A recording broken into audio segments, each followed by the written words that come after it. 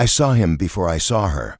He was leaning near the bar, holding a glass of scotch like it belonged there, with that same smug grin and those dead, calculating eyes. He lifted his drink in a mock toast like we were old friends reuniting instead of bitter enemies.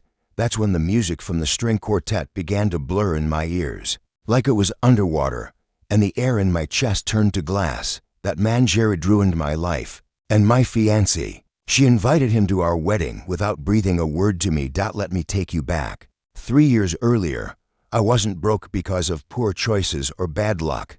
I was betrayed.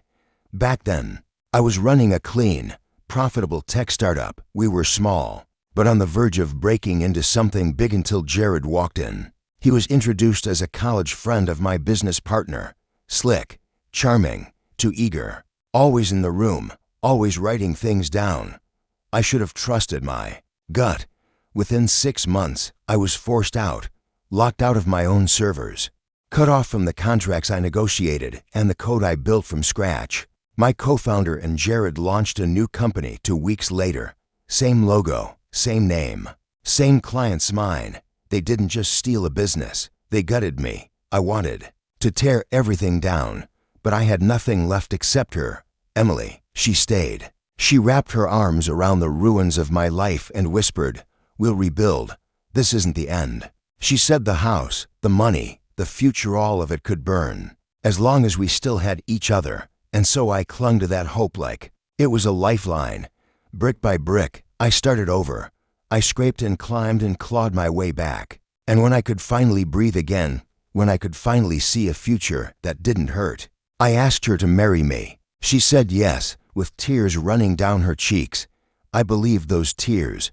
I believed every word. The wedding was set for July. A private estate tucked in the hills of Oregon. Sunset ceremony. Just over 80 guests. She handled the invites. I let her. I trusted her with everything. The night before, we hosted a welcome gathering, something small, casual. Drinks, music, a fire pit under the stars. That's when I saw him, Jared, standing at my wedding, scotch in hand, smirking like he owned the place. Not a flinch of guilt, not a shadow of shame. I didn't confront her, not that night. I didn't shout or throw anything or beg for answers. I walked out, looked up at the stars, and let the silence bleed into me. That's when something shifted, not shattered, just clicked. She knew. Of course, she knew. You don't accidentally invite the man who destroyed your fiance's life to your wedding. That wasn't a mistake. That was a message. She thought I'd be too blind to notice or too weak to walk away. But she misjudged me. At 4:17 a.m. I called the venue, the caterers, the officiant, the band. I canceled everything. Quietly, no scenes. I paid the penalties, let them keep the deposits. Money didn't matter anymore. Then I made 3 more calls, one to my lawyer, one to a private investigator, and one to Marcus, the only friend who didn't turn his back when everything else went dark. By 9:30 a.m., while the sun rose over the estate, Emily woke up alone. Her dress gone. I'd had it collected while she slept. Her phone dead, in its place. A burner with one message glowing on the screen. You made your choice. Now watch mine. What she didn't know was that in the months leading up to the wedding, I'd been busy. I'd quietly acquired 12% of Jared's company through shell buyers, proxies. Nothing that would raise alarms, just enough to get access. Then the pie started digging. Offshore accounts, hidden bonuses. Jared had been funneling untaxed payments to his inner circle, including a discreet account under Emily's name. She wasn't just complicit. She was still in contact with him, still seeing him. The Denver hotel receipts made that clear. 2 months before I proposed, they were still meeting. I didn't explode. That's not my way. I don't make noise. I cut deep. Marcus, and I gathered the files. Records, transfers, signatures. We linked names.